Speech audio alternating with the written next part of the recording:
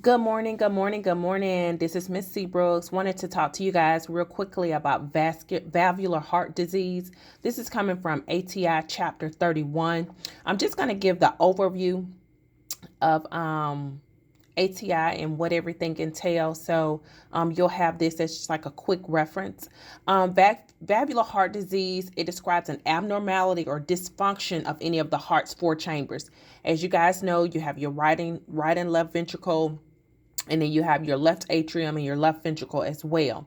Now, with valvular heart disease, we're talking about the valves. So you got the mitral valve, you got the aortic valves, that's on your left side, and the tricuspid and the pulmonic valves, those on your right side. Remember the mnemonic I remember telling you guys, try right now. The tricuspid is on the right side. Tricuspid valve dysfunction occurs secondary to endocarditis or IV illicit drug use, and it's rare. Okay, so this is rare. You're only going to see this in your patient that comes in, they've got track marks on their arm. They may have OD'd. A lot of times we'll see this in our younger population, teens. It does happen. I have seen it. Now, with valve dysfunction, that's going to affect the efficiency of the heart as a pump, and it's going to reduce our stroke volume. So that heart's not going to be able to pump as efficiently. Over time, there might be remolding of the heart itself. And we've talked about this, particularly with hypertension, where that muscle, the left ventricle, has the responsibility of pumping blood out to the rest of the heart. So it gets bigger when it has to work harder. Okay. That's called remolding. That ventricle is going to get larger. You'll see that on your chest x-ray. You'll see that when you do your echocardiogram.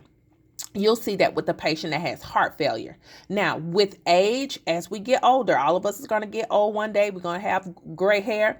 With age, the fibrotic thickening in the mitral and aortic valves occurs. Okay, there's thickening, meaning it's not thin like it used to be.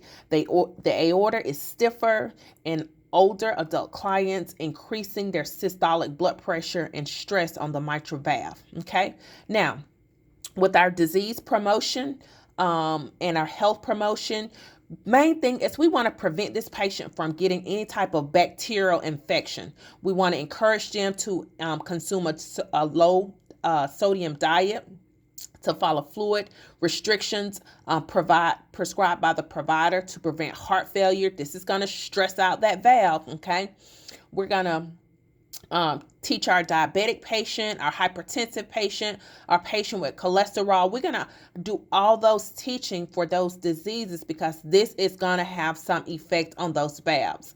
Now, we are going to encourage activity and exercise to boost high density lipoproteins, your HDLs. Okay. Now, when you go to assess this patient, it's going to be classified as either stenosis or insufficiency. Okay, stenosis means when you stent something. Okay, stenosis, it's got a narrowed opening, and that's going to impede blood flow. Now, we talked about stenting earlier where we actually opened up the vessel, but with stenosis, that vessel is narrow and blood flow isn't going to be able to move forward. Now, the other type of classification of valvular heart disease is insufficiency. It's not closing like it's supposed to. Remember when you did physical assessment, we talked about the lub dub, the closure of those valves. That's what's giving us that lub and that dub. When that valve's not closing properly, some of that blood flow is going backward. It's going the wrong way, and that's going to cause regurgitation. A lot of you guys have heard of the term mitral regurgitation. That's on the mitral valve, okay? So stenosis, valvular heart disease is going to be either stenosis, that valve, that opening, narrowed opening, is not going to let blood flow through forward, or it's not going to work at all. It's going to have improper closure on regurgitation. Now, with valvular heart disease, it can be congenital or acquired. Congenital means you're born with it. Okay, valvular heart disease can affect all four valves and cause either stenosis or insufficiency. When you guys get to pediatrics and you guys are doing OB right now, tetralogy of Fallot is one of the biggest ones that I think of. The second type of valvular heart disease is acquired, meaning you get it over time as a result of a disease process, okay? You either have degenerative, that's due to damage over time from mechanical stress, atherosclerosis, that's the plaque formation, that's the cotton that we put in that vessel, and then lastly, hypertension. It's most common in developed countries like the United States because guess what? We eat crazy stuff. We don't eat farm to table. It got this new big movement. We don't grow everything we eat. So you're going to see that degenerative disease more in the United States, more in those developed countries. Now, with rheumatic disease, that's a gradual fibrotic change or calcification of those valve cusps, and that's also going to be in those developing countries. Lastly is our infective endocarditis. Infectious organisms destroy the valve.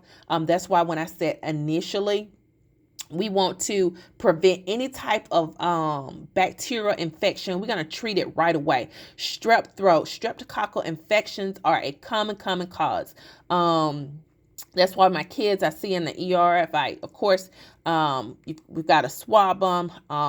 But if I suspect it, I'm still waiting on cultures. A lot of times I'm going to go ahead and treat that patient. Now, we're going to talk real quickly about risk factors. Our risk factors, again, are hypertension. That's going to cause that remolding of that left ventricle, rheumatic fever, infective endocarditis, congenital malformations, tetralogy of Fallot, Marfan syndrome. That's a connective tissue disorder. And we've all seen individuals with Marfan syndrome, maybe in the mall or out somewhere shopping. They're extremely tall, long limbs. You can just tell their body proportions are different. Now, in older adults, the predominant cause of valvular disease are going to be degenerative and calcification and atherosclerosis. They're old. Guess what? For 80, 90 plus years, their vessels have been depositing fat. So we're going to see this in our older population. Papillary muscle dysfunction and infective endocarditis are other risk factors.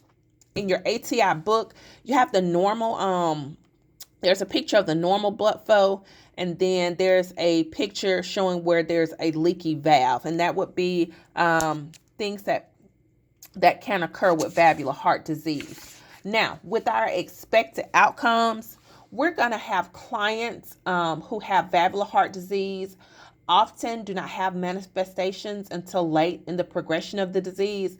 Typically, you're going to hear that murmur. It's going to be that turbulent blood flow.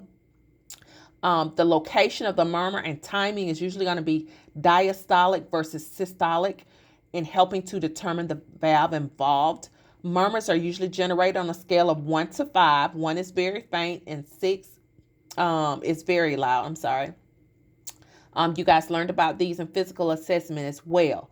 Now, with your left-sided valve damage, what you're going to see, you're going to have a increased pulmonary artery pressure. You're going to have left ventricular hypertrophy. That left ventricle is going to get big, and that's going to cause decreased cardiac output. It's not able to pump as efficiently.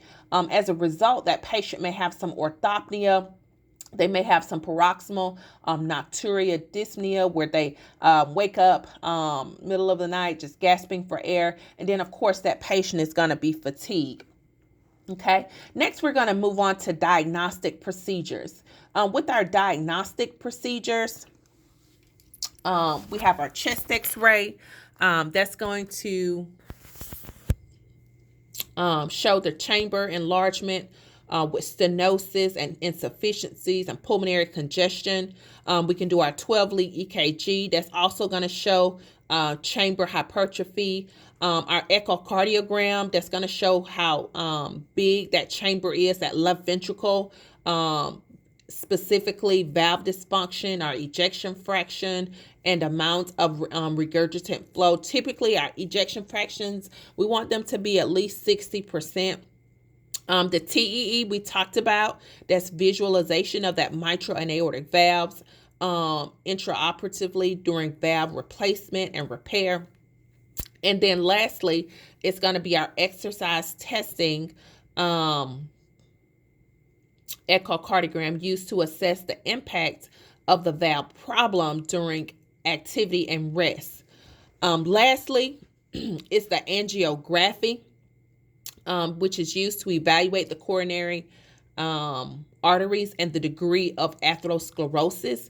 Cardiac catheterization can be used as a diagnostic tool in valvular disease. I'm going to stop right there because I'm at 10 minutes and I didn't want this recording to go over 10 minutes. So real quick, you'd have an overview of what valvular heart disease is. You have our health promotion.